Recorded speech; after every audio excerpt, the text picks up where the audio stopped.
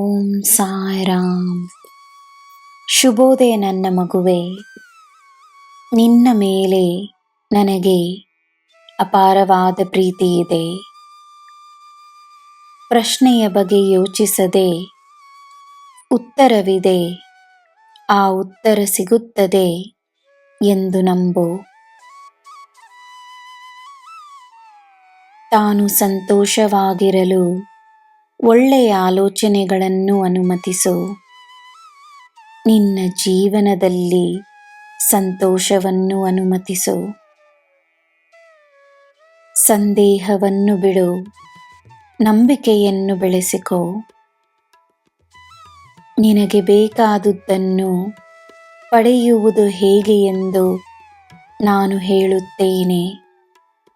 ನಿನಗೆ ದಾರಿಯನ್ನು ತೋರಿಸುತ್ತೇನೆ.